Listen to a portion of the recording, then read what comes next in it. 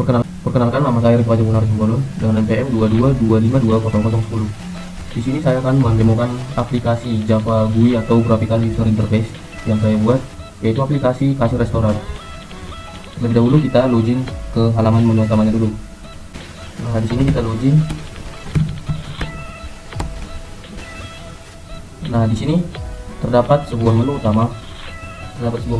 Yang ada tombol home, ada login dan set akunnya, ada tombol login, dan di bagian kontak ini ada untuk mengkontak yang punya aplikasi tersebut. Contohnya ini, misalnya diklik link ini akan beralih ke sebuah browser, dan seperti itu untuk Instagram, Facebook, dan WhatsApp, Gmailnya. Dan jika di sini diisi nama, maka misalnya dikirim muncul pop up seperti ini saja. Kita klik terima kasih, lalu oke. Lalu di bagian menu saya membuat hanya ilustrasi gambar saja, seperti menu-menu masakan yang ada di restoran. Lalu ada about atau tentang aplikasi, tentang pembuatnya gitu. Kemudian ada tombol login, jika yes keluar, jika tidak tetap di dalam aplikasi tersebut. Nah, sebelum login saya akan menjelaskan. Di sini saya mempunyai 3 user yang mempunyai hak akses masing-masing menggunakan ID level. Yang dimana ID level pertama itu ID level 1 untuk admin, ID level kedua untuk kasir, ID level ketiga untuk owner. Jika kita login untuk admin, maka muncul menu registrasi, yang dimana bisa membuat user. Contohnya kita buat misalnya mau jadi kasir 2 atau 23. Nah, misalnya taruh JJ, lalu misalnya kalau kasir tadi kan itu untuk ID levelnya harus 2, lalu kita kasir 2 ada, taruh kasir 3 input, otomatis dia tertambah ke sini.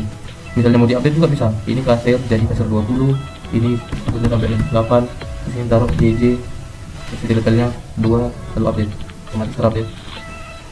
Lalu misalnya mau dihapus juga bisa, delete. Nah, hasil ini juga delete,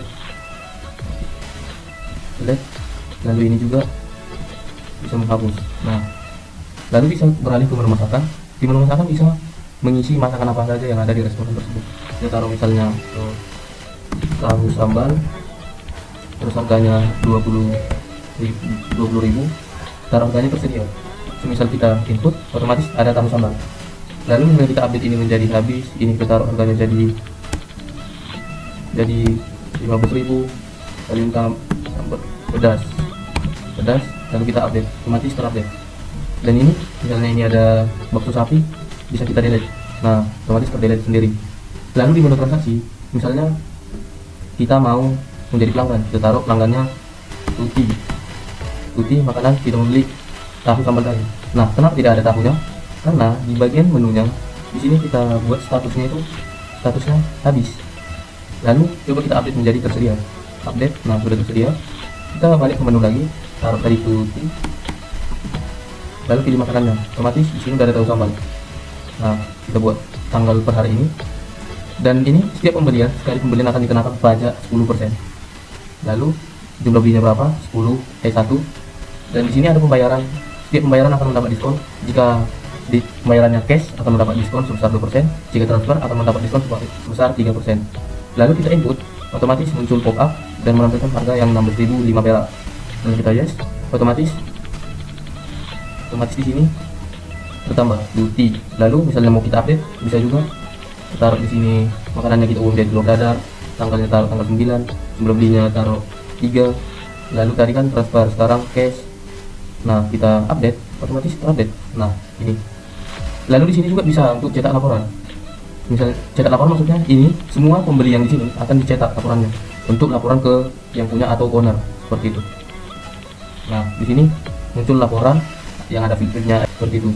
Lalu untuk user kedua tadi yang untuk kasir, tadi kan kasir terus 1, 2, 3. Nah, di sini dia hanya bisa ke menu transaksinya langsung, tidak ke menu registrasi lagi, karena registrasi hanya bisa oleh si admin. Nah, terus perbedaannya juga kasir ini tidak bisa mencetak laporan. Yang bisa mencetak laporan itu hanyalah admin dan owner. Semisal kita login sebagai owner, nah di sini bisa mencetak laporan, sama saja seperti yang tadi. Sekian dari demo aplikasi restorannya saya buat. Terima kasih.